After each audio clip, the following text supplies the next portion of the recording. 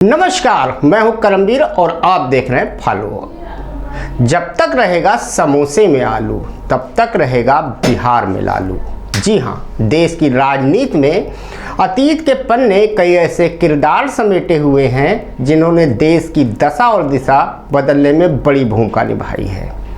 कई ऐसे नेता हुए हैं जिनके काम करने का अंदाज हमेशा लोगों की जुबान पर रहता है, जिन्होंने वास्तव में पिछड़ों और दलितों के लिए कुछ से बढ़कर बहुत कुछ किया।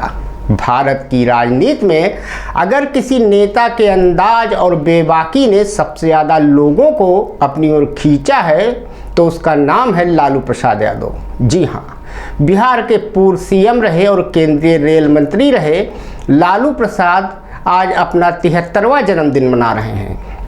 आज भले ही स्वास्थ्य कारणों से लालू जमीन पर ज़्यादा एक्टिव ना दिखते हों, लेकिन उनके ट्वीट आज भी बेबाक होते हैं। लालू प्रसाद यादव देश के उन चुनिंदा राजनेताओं में से एक हैं जिनका एक युग हमेशा जाना जाएगा। ये गौरव उनके समकालीन रहे किसी और नेता को आज तक हासिल नहीं हो सका।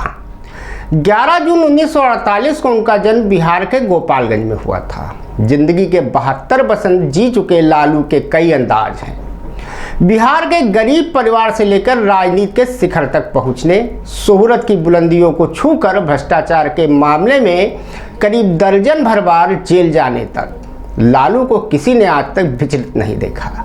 एक ऐसा मुख्यमंत्री जो कभी नीचे भैंस चरा रहे चरवाहों को देखकर अपना हेलीकॉप्टर उतार देता है और उन्हें हेलीकॉप्टर का फ्री राइड देता है, तो कभी बड़े बड़े अधिकारियों से हो रही मीटिंग के बीच पान मंगाकर खाता है। एक नेता जो रात को गाड़ी लेकर बिहार के पिछड़े इलाकों की सैर पर निकल जाता है, तो कभी मुख्यमंत्री रहते हुए सरकार द्वारा चपरासी को दिए गए कमरे से राज्य की सत्ता चलाता है। ये खूबियां दलितों और पिछड़ों के नाम पर अपनी सियासत चमकाने वाले किसी और राजनेता में कम से कम मैंने न देखी है और न सुनी है। लालू प्रसाद के बारे में 2 संस्मरण तरुण मित्र के हमारे संपादक योगेंद्र विश्वकर्मा जी बताते हैं कि कैसे जीतन राम मांझी की सरकार के दौरान तरुण मित्र बिहार संस्करण के सरकारी पैनल में होने में लालू जी ने मदद की और महज चंद घंटों में अखबार पैनल में आ गया। वो बताते हैं कि जीतन राम मांझी की सरकार थी और मैं पटना जाकर उनके उस समय के निजी सचिव रहे मिस्टर श्रीवास्तव जी से फ़ोन पर लालू जी का समय मांगा। महज 10 मिनट में पलटकर फ़ोन कर मिस्टर श्रीवास्तव ने लालू के आवास सर्कुलर रोड पर बुलाया। लालू के जनता से जुड़ाव का जिक्र करते हुए संपादक जी बताते हैं कि सर्कुलर रोड पर ही नीतीश कुमार, जीतन राम मांझी और लालू जी का बंगला है। लेकिन उन्हें ताज्जुब तब हुआ जब उन्होंने लालू के आवास के बाहर हजारों की भीड़ देखी, जबकि उस समय ताज़ा पूर्व हुए मुख्यमंत्री नीतीश कुमार और उस समय के मुख्यमंत्री मांझी के आवास पर ऐसा कुछ देखने को नहीं था। लालू प्लास्टिक की एक कुर्सी पर बैठे थे। उन्होंने संपादक जी से अखबार के बारे में और पैनल के बारे में जानकारी कर दूसरे दिन दिल्ली आवास पर किसी को भेजने की बात कही। बिहार संस्करण के स्थानीय संपादक नवल किशोर जी को दिल्ली भेजा गया तो जीतन राम मांझी लालू जी के दिल्ली आवास पर बैठे थे। लालू जी ने मांझी से कहा कि एक पिछड़े वर्ग का व्यक्ति अखबार निकाल रहा है, इनका पैनल क्यों नहीं हो रहा बिहार सरकार में। संपादक जी बताते हैं उनके स्थानीय संपादक बाद में बिहार पहुंचे, अखबार चंद घंटों में पैनल हो गया। ये सिर्फ लालू जैसा नेता ही कर सकता है, बाकी तो महज आश्वासन की पुड़िया ही पकड़ाते हैं। एक और कहानी है जिसने देश की सियासत ही बदल दी थी। यहाँ एक दिलचस्प वाक़या ये हुआ था कि एक पत्रकार के फ़ोन ने आडवाणी जी की गिरफ्तारी में रोल अदा किया। वो पत्रकार कौन था आप जानेंगे तो होश उड़ जाएंगे। दरअसल लालू यादव ने लाल कृष्ण आडवाणी को जब गिरफ्तार कराया था तब लाल कृष्ण आडवाणी ने लालू यादव से कहा था कि गिरफ्तारी के दौरान उन्हें उनकी पत्नी से बात करने दिया जाए, जिसके बाद लालू प्रसाद यादव ने राज्य भर के बड़े अधिकारियों की परवाह किए बगैर हॉटलाइन की व्यवस्था कराई थी। लेकिन यह खबर किसी प्रकार मीडिया में पहुंची और फिर उसके बाद जो हुआ उसको लालू यादव ने अपनी आत्मकथा गोपालगंज से रायसीना में लिखा है। लाल कृष्ण आडवाणी का रथ यात्रा बिहार में घुसा तो लालू यादव ने उनको गिरफ्तार करने का पूरा खाका तैयार कर लिया था।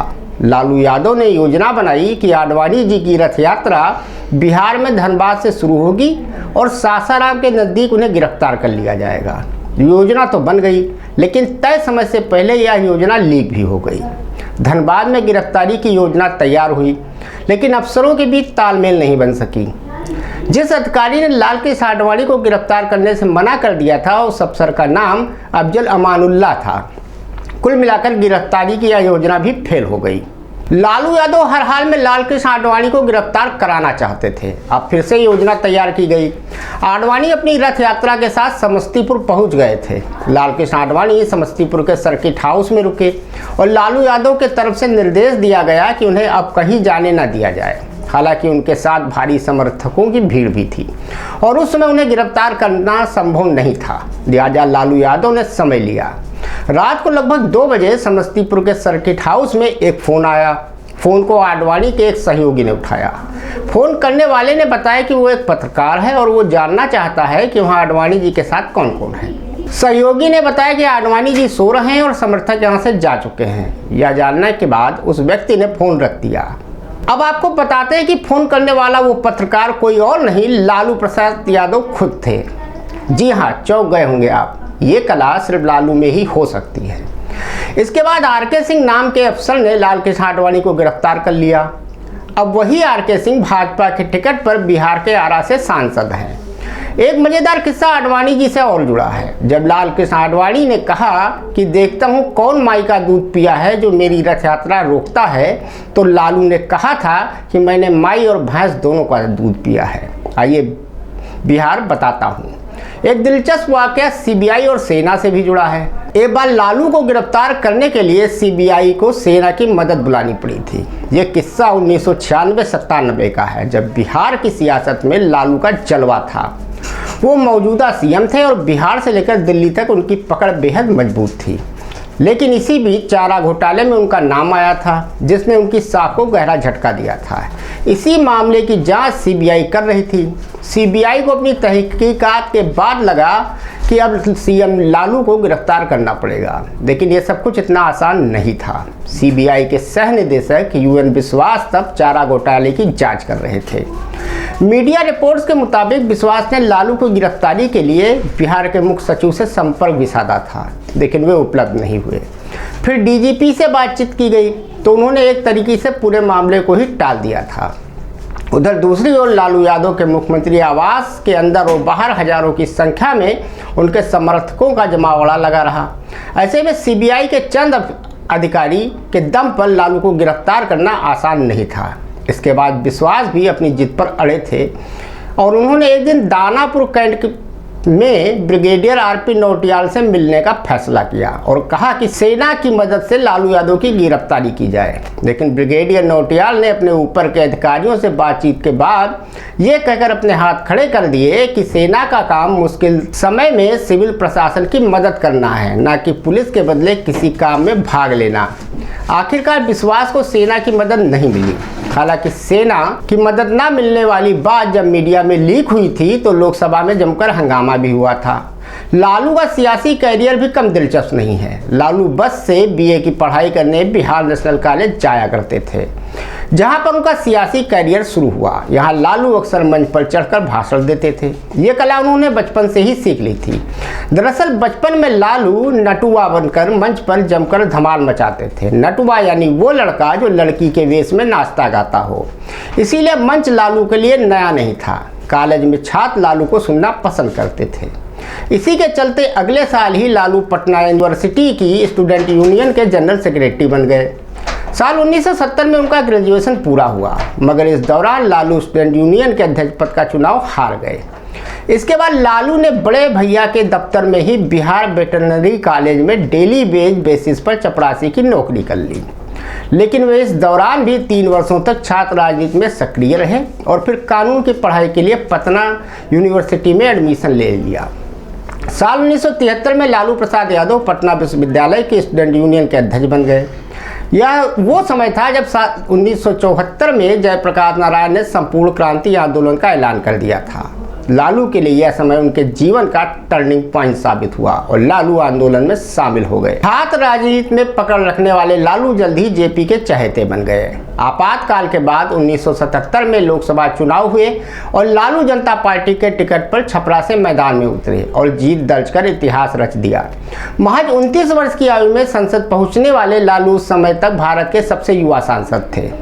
उधर जनता पार्टी में भी उनका कद बढ़ता रहा। जेपी ने लालू को स्टूडेंट एक्शन कमेटी का सदस्य बनाया। इसी कमेटी को बिहार विधानसभा चुनाव के लिए टिकट निर्धारित करने थे। बताया जाता है कि इसके बाद बड़े बड़े नेता टिकट के लिए पटना वेटरनरी कॉलेज के सर्वेंट क्वार्टर के बाहर खड़े रहते थे।